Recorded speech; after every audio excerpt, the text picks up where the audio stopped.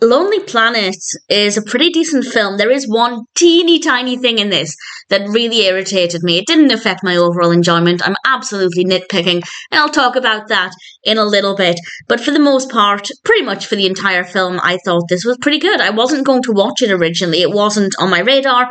But while I'm waiting for more 2025 films to arrive, I'm trying to watch some more from 24, and this one was of course released in 24, written and directed by Susannah, and we have a cast including Laura Dern as Katherine and Liam Hemsworth as Owen.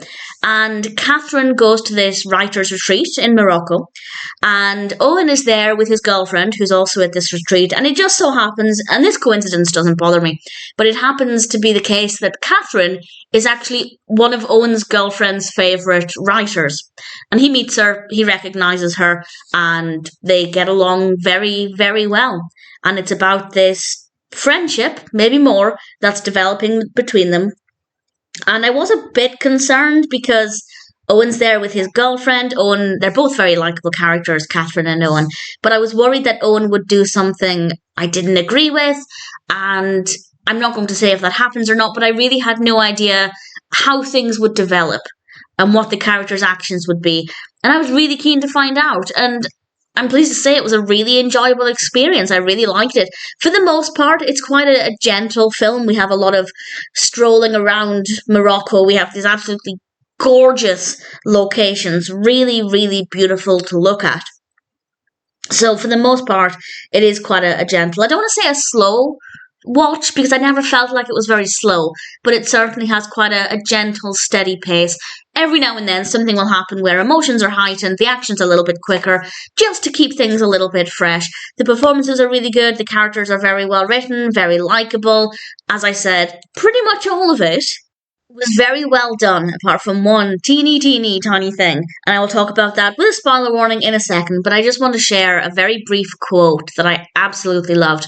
Katherine is talking about her writing, and she says, "It lets you hold on to something you lost." And I absolutely love that. I never really thought about that before, and as a writer, that is something that I kind of hold on to, and I never really processed that part of it before. And I like to immortalize things in my writing that I'm then going to move on from, and it's a way of leaving things behind or allowing myself to let go of things. If it's something I've lost, it's letting go of that mourning of losing it by immortalizing it in the fiction.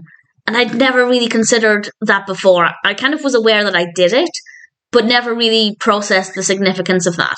And I just thought that that was really interesting, and I rather enjoyed it. So definitely a good film for the most part, the majority of it. I will now tell you the one teeny tiny thing that I thought was really poorly done, very unrealistic, unbelievable, and I'm nitpicking. It didn't affect my enjoyment of the film, but this is a spoiler for something that happens later on in the film.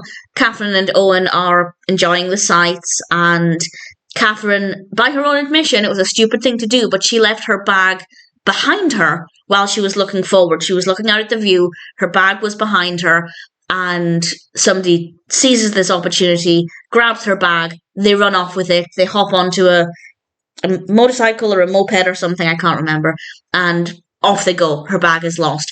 And of course, her laptop was in her bag. And Owen asked her if she'd backed up her latest novel, and she hadn't. And we later find out, maybe this was mentioned earlier, but she later clarifies that she'd spent 2 years working on this. No writer would work on a project for 2 years without backing up their work. It's absolutely unbelievable and unrealistic. And considering this was released in 2024, I don't for a second believe she didn't have a copy either in the cloud or emailed to herself. I understand maybe if it was a new project, or maybe having not backed up the latest chapter she'd worked on, I don't think it's the most unrealistic for that to be the case. But to have not backed up her work in 2 years, get a grip.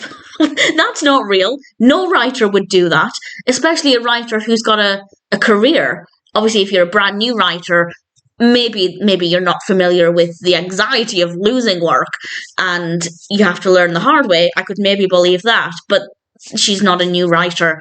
So it's such a teeny tiny thing, but watching it as a writer, I wanted that connection with the character, and I, for the most part, got that. But when she does something that's so unbelievable and unrealistic for a writer, I lost a little bit of faith in the quality of writing behind that particular character.